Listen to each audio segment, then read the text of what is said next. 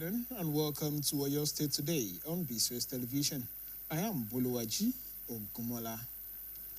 The founder and spiritual head of Shafauddin in Islam, Professor Sabitu Olagoke, has tasked government at all levels to invest in youths by prioritizing functional education as the most effective way to secure the future of the nation. Professor Olagoke, who stated this during the 28th Ulimoti Quran and validation ceremony of the organization held at its international mosque in Wakajaye, Ibadan, said education remains an indispensable tool for sustainable national development. Our reporter, Adiola Oladele, completes the story. Activities at the 28th Ulimoti Quran and validation ceremony were anchored on the recognition of spiritual excellence. The event was also marked by the presentation and turbani of 9 Quran graduates of the Shafauddin Islam organization.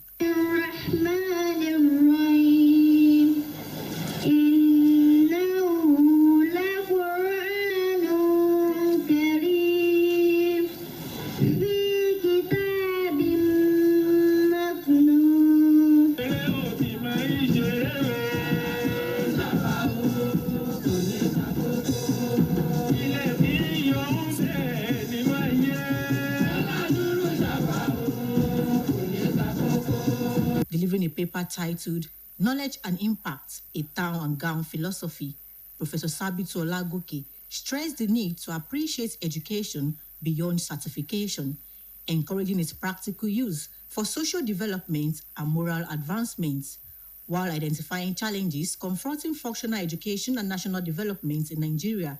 Professor Olagoke listed poor funding, inadequate facilities, and weak policy implementation as major setbacks. He further warned that continued neglect of proper educational standards could lead to a rise in quackery with grave consequences for future generations.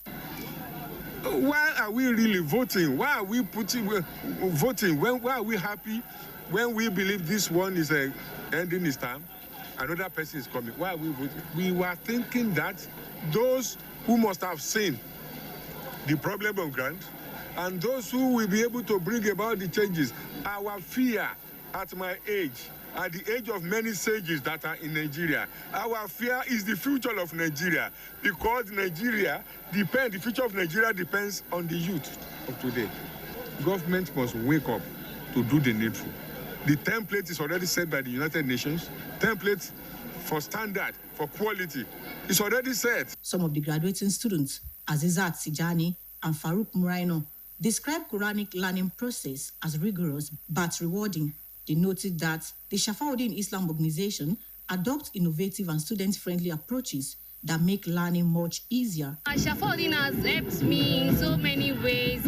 Like, there will be at some point that I want to do something, but I will still remember that I have some people that are looking at me. Well, I will try to advise them not to feel panic when they are reading Quran, because with my own perspective, it looks like it's difficult, but when it comes to the end, it looks like an easy thing. The event also featured the installation of spiritual title holders, children's variety displays, and recitation of the Holy Quran in 4 different languages.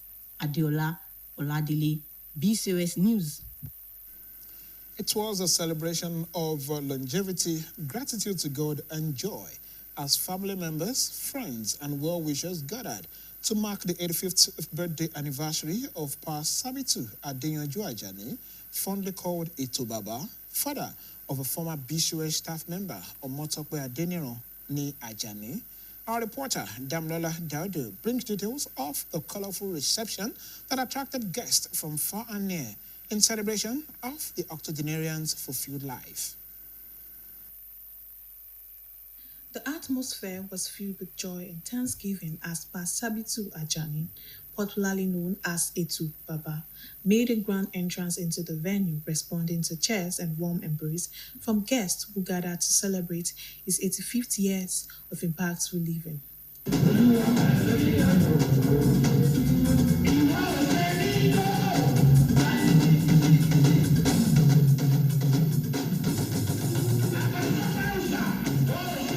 An emotional highlight of the event was the surprise appearance of the celebrant's daughter, Mrs. Temitope Adeniro, who flew into the country specially for the celebration.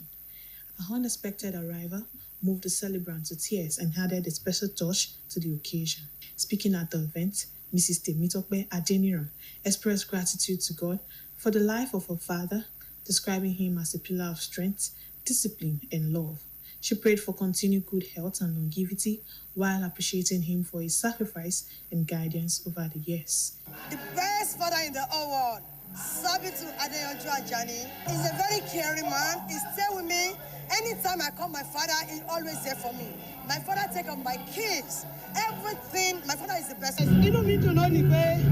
Today is my daddy's birthday. He's 85.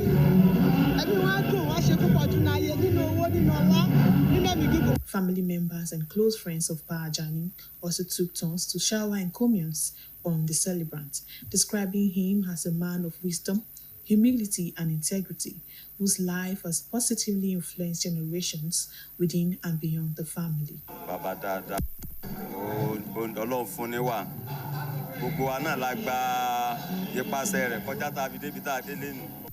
He has done so much in the family, including my grandchildren and all other entire family.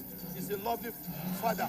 Babada, in let's or Babata, Simon Bawali or Domi, as a people Yama Yakania, but is a Joma sorrow.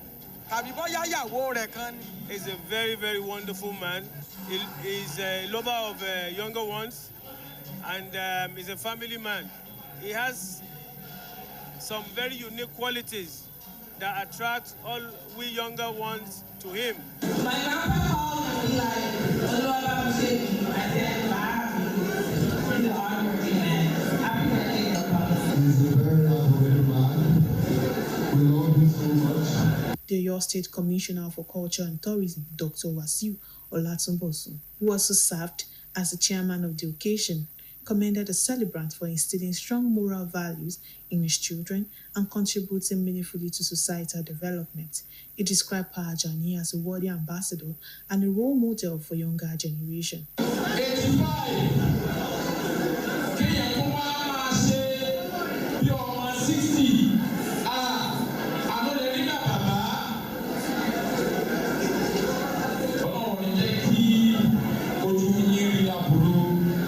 Also delivering a goodwill message, the chairman of the Broadcasting Corporation of Oyo State, BCOS, Mrs. Dotun Olaiton, congratulated the celebrant on the milestone age, wishing him continued strength, peace, and God's abundance blessings.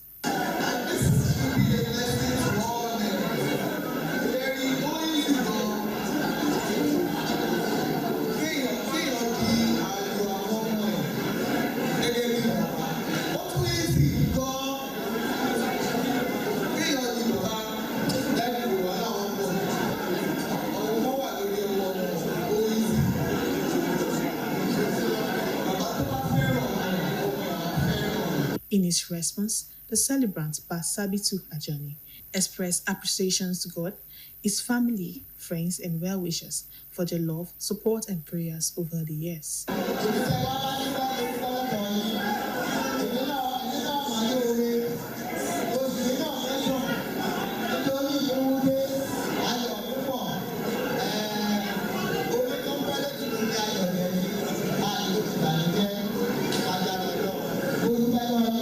The celebration peaked with traditional oriki, presentation of gifts, and cutting of birthday cake. The event came to a colorful close with music and dance as guests joined the celebrants in celebrating a fulfilled life marked by gratitude, legacy, and cultural pride. Damilola Daudu, BCOS News.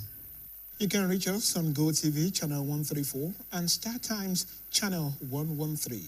Now, before I go, contribute your own quota to move Oyo State forward. That ends Oyo State Today. Good afternoon.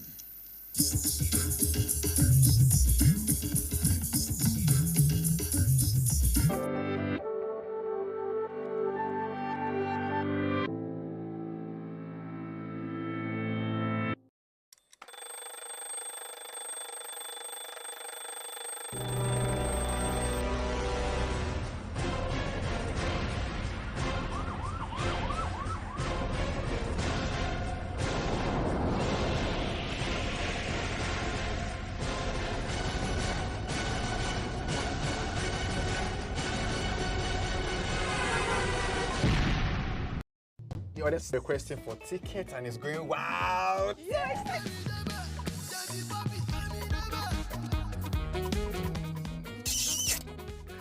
Now you resemble your father. In that case, I was a special order.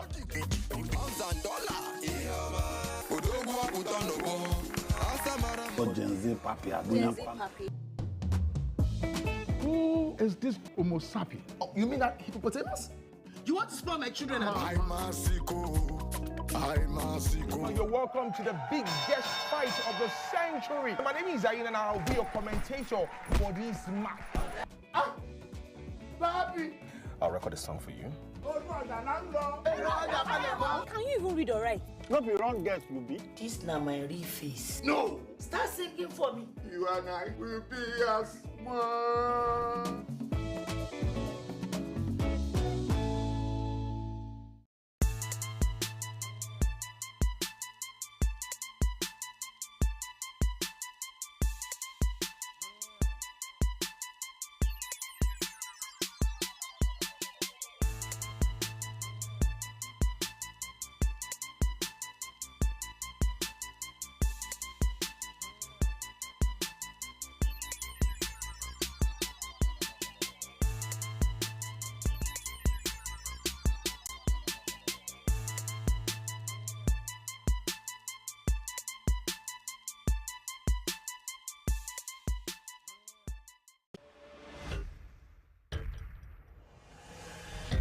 alhamdulillah oṣù alápọ̀nlé ti tún wọlé dé wẹ́rẹ́ o oṣù ẹ̀yọ́nú oṣù yẹ́ṣẹ̀ tọ́ba aláàjọ àṣà ìtọ́n sínú ìgbèkùn oṣù Ramadan.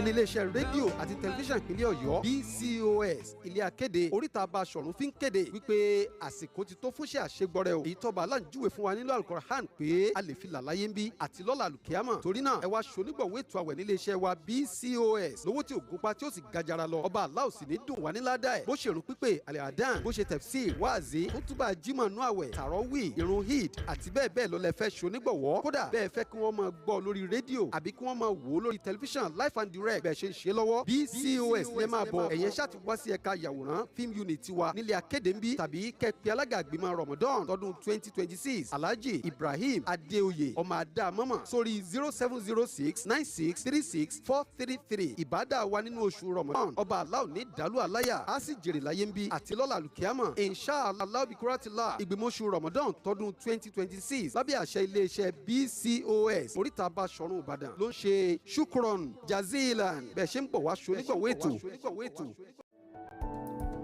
Lassa fever, the hemorrhagic fever caused by the Lassa virus transmitted by rats and rodents, has broken out in some parts of Oyo State. In view of this, citizens and residents of the state are to please watch out for symptoms of Lassa fever around them, which are general weakness, malaise, headache, sore throat, muscle pain, chest pain, nausea, vomiting, diarrhea, cough, and abdominal pain. However, the Oyo State government has called for continued comprehensive contact tracing and health surveillance in the affected areas to monitor and provide timely intervention for affected individuals and high-risk contacts. Also, the establishment of Lassa Fever Screening Center to assist in early detection, isolation of cases, and treatment to reduce the risk of community transmission. To avoid being infected, do well to cover your food items properly and keep rats and other rodents far from your environment. Protect yourself when you're around an infected person. This announcement is powered by the Broadcasting Corporation of Oyo State.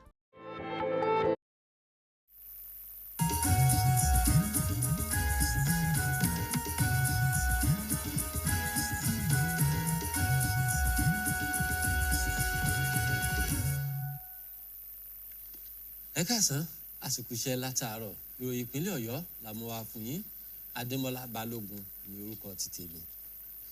Olùdásílẹ̀ àti olórí ìjọ Shafaudeen ní Islam lágbàáyé ọ̀jọ̀gbọ́n Sábìtù Ọlágòkè ló ti gba ìjọba lẹ́lẹ́kajẹ̀ka nímọ̀ràn láti dókòwò sórí àwọn ọ̀dọ́ nípa mímú ọ̀rọ̀ ètò ẹ̀kọ́ wọn lọ́kùnkúndùn kí wọ́n sì rí bí ọ̀nà kan gbòógì fún àti lè ṣètò ọjọ́ ọ̀la tó dára ní orílẹ̀-èdè wa Nàìjíríà.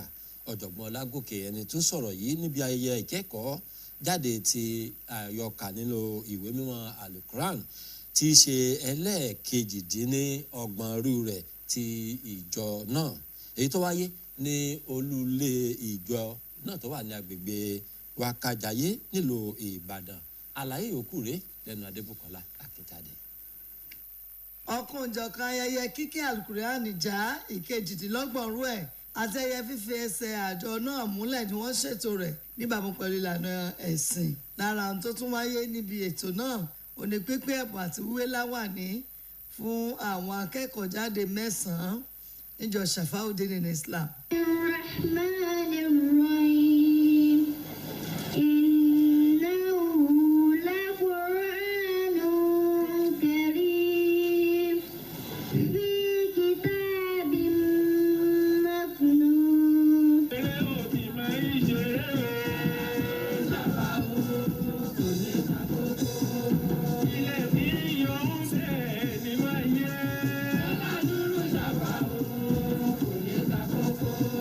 nínú ìdánilẹ́kọ̀ọ́ rẹ̀ tó pe àkórí rẹ̀ ní ìmọ̀ àti ipa rẹ̀ lórí ilé ẹ̀kọ́ gíga àti àyíká wa ọ̀jọ̀gbọ́n Ọlágòkè ṣàtẹnumọ́ pàtàkì mímọ rírì ètò ẹ̀kọ́ tayọ gbígba ìwé ẹ̀rí nìkan ó mẹ́nubà pàtàkì ṣíṣe àmúlò ìdàgbàsókè ohun amáyédẹrùn àti ìwà ọmọlúàbí nígbà tó ń tọ́ka sí àwọn ìpèníjà tó ń bá àwọn ètò ẹ̀kọ́ fínra àti ìdàgbàsókè orílẹ̀-èdè Nàìjíríà ọ̀jọ̀gbọ́n Ọlágòkè ní àìsí owó tó tówó àìtí àwọn irinṣẹ́ tó yẹ àti àìmọ̀ṣe àmúṣe àwọn ìlànà ìṣèjọba bó ti tó àti bó ti yẹ ló ń fọwọ́ aago sẹ́yìn lẹ́ka ètò ẹ̀kọ́ ó tún ṣèkìlọ̀ pé bíjọba tí wọ́n bá kùnà láti jẹ́ kí iná ètò ẹ̀kọ́ kó máa jò geere síwájú sí i ó lo ìṣokùnfà kí àwọn àsáwọ̀ tàbí àwọn èèyàn tí kò kojú òṣùwọ̀n tó kó pọ̀ ju bó ti yẹ lọ lẹ́ka ètò ẹ̀kọ́ èyí tó ní ó léwu púpọ̀ fún ìran tó ń bọ̀. UNESCO ń sọ pé 430 ń tá a pè ní ètò ìṣúná wa lọ́dọọdún ẹni ká máa kó sórí àti ìkọjá 10% ní Nàìjíríà rí.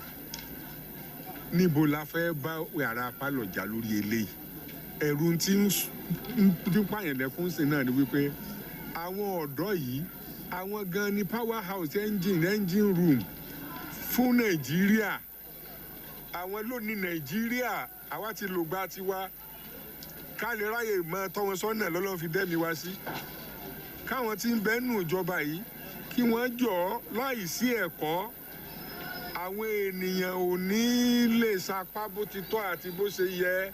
díẹ̀ lára àwọn akẹ́kọ̀ọ́ jáde náà Azizat Tijani àti Farouk Muraina ṣe àpèjúwe ìlànà kíkẹ́kọ̀ọ́ kéwú gẹ́gẹ́ bí èyí tí ó lágbára díẹ̀ àmọ́ tó lérè púpọ̀ ló pè kíkẹ́já ó ní ìlànà tí ìjọ Shafauddin Islam ń lò kún fún ojúnú tó pọ̀ àti ìlànà jíjẹ́ ọ̀rẹ́ kòríkòsùn akẹ́kọ̀ọ́ lájẹ́ kí ẹ̀kọ́ náà kó rọrùn fún wọn.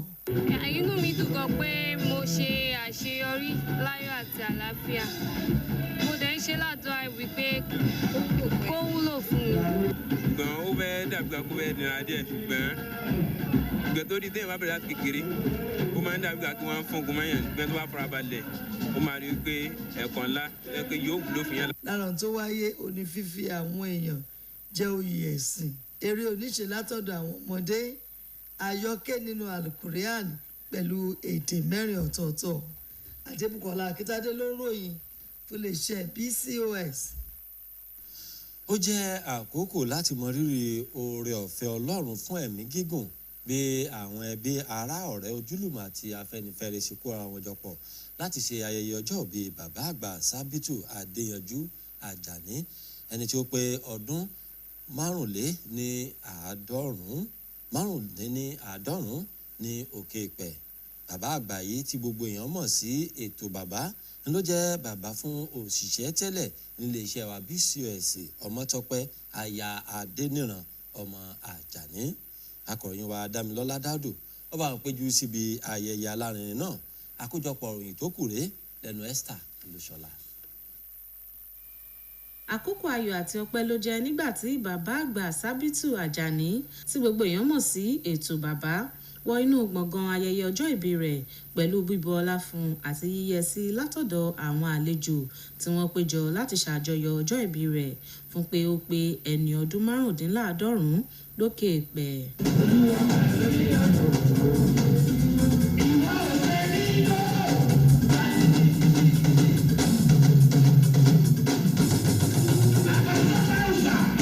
lára apá kan ètò náà tó mú ìwúrí dání náà ní ibi tí ọmọ rẹ̀ obìnrin Tèmítọ́pẹ́ aya Adéníran ti dé láìròtẹ́lẹ̀ láti ilẹ̀ òkèèrè síbi ayẹyẹ ọ̀hún léyìí tó jẹ́ ìyàlẹ́nu ńlá fún bàbá rẹ̀ tó sì mú kí ayọ̀ gba ọkàn rẹ̀ kan. Nígbà tó ń sọ̀rọ̀ níbi ayẹyẹ ọ̀hún, Tèmítọ́pẹ́ aya Adéníran fi ẹ̀mí ìmoore hàn sí Ọlọ́run fún ìgbé ayé bàbá rẹ̀. Ó ṣàpèjúwe rẹ̀ gẹ́gẹ́ bí akọni, ẹni tó kún fún ìbáwí àti ìfẹ́. Ó sì túbọ̀ gbàdúrà fún ìlera ara àti ẹ̀mí gígùn nígbà tó ń dúpẹ́ lọ́wọ́ bàbá rẹ̀ fún ìfaraẹnijìn àti ìtọ́sọ́nà rẹ̀ láti àìmọye ọdún sẹ́yìn. Ìgbádùn ọdún kan ni o. Dádì mi àníkú owó ẹ̀mí gígùn àìkú baálé ọ̀rọ̀. Ìgbà yín ó máa lẹ́kan, àwo yín ó máa lẹ́kan. Gbogbo nǹkan tẹ́ wá náwó sí ó máa yọrí sí rere o. I love you so much, Daddy, and everybody love you. Inú mi dùn lónìí pé today is my daddy's birthday, 85. Ẹbí wọn á dùn, wọ́n ṣe púpọ̀ ọdún láyé nínú owó, nínú ọlá, nínú ẹ̀mí gígùn. Àwọn ẹbí àtàwọn ọ̀rẹ́ tímọ́tímọ́ sí bàbá àgbà Àjàní tó péjú síbi ayẹyẹ ọ̀hún ṣàpèjúwe ọlọ́jọ́ ìbí gẹ́gẹ́ bí ọkùnrin tó kún fún ọgbọ́n, ìrẹ̀lẹ̀ àti ìwà òtítọ́, ẹni tí ìgbé ayé rẹ̀ ti ní àpẹẹrẹ rere lórí ọ̀pọ̀lọpọ̀ àwọn èèyàn nínú ẹbí àti ará àta. Bàbá dáadáa, Ọlọ́run fún níwà, gbogbo wa náà la gba ipasẹ̀ rẹ̀ kọjá tá a fi débi tá a délé nù. Èmi ni mo tẹ̀lé, ó dẹ̀ jẹ́ ẹni tó yẹ pé wọ́n náà ogún ọdún pẹ̀lú ogún ọdún márùn-ún pẹ̀ tó ti márùn lọ ló fi jù mí lọ. Gbọ́ gbogbo nǹkan tó ṣe fún nínú ẹbí wà ní sọ́tọ̀ ni. Bàbá dáa ní tiẹ̀ ní ilé sọ̀rọ̀ bàbá tán tí wọ́n bá wálé ọ̀dọ̀ mi ẹsẹ̀ bí bọ́yá ọmọ ìyá kan ní á bá ti ṣèjọ máa sọ̀rọ̀ tàbí bọ́yá ìyàwó rẹ̀ kan ni. Bàbá tí wọ́n fẹ́ràn àwọn kéékèèké ni gbogbo ìgbà tí anybody bá wà ní around wọn máa ń jẹ́ kí everybody wà happy, wọ́n wà jovial, wọ́n dẹ̀ wà humble. Kọmíṣánná fún àṣà àti ìrìn àjò afẹ́ ní ìpínlẹ̀ Ọ̀yọ́ ọ̀mọ̀wé Wàsíù Ọlátúnbọ̀sún, ẹni tí ó ń ṣe alága ayẹyẹ ọ̀hún, kọ sára sí ọlọ́jọ́ ìbí náà fún bí ó ṣe fún àwọn ọmọ rẹ̀ ní ẹ̀kọ́ tó yè kooro tí ó sì tún kó ipa pàtàkì nínú ìdàgbàsókè àwùjọ. Ó ṣàpèjúwe bàbá àgbà Àjàní gẹ́gẹ́ bí aṣáájú rere àti àpẹẹrẹ rere fún àwọn ìran tí ń bọ̀ lẹ́yìn.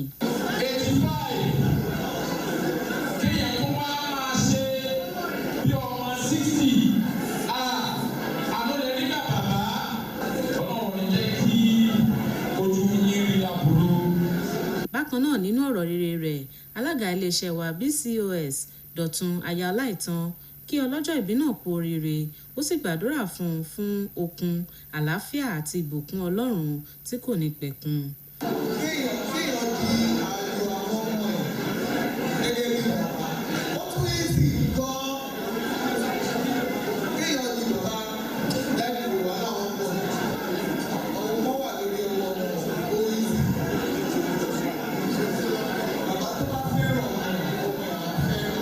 Nínú ìdáhùn rẹ̀, ọlọ́jọ́ ìbí bàbá àgbà Sábìtù Àjàní fi ẹ̀mí ìmoore rẹ̀ hàn sí Ọlọ́run, ẹbí, ọ̀rẹ́ àtàwọn afẹ́nifẹ́re fún àtìlẹ́yìn, ìfẹ́ àti àdúrà wọn.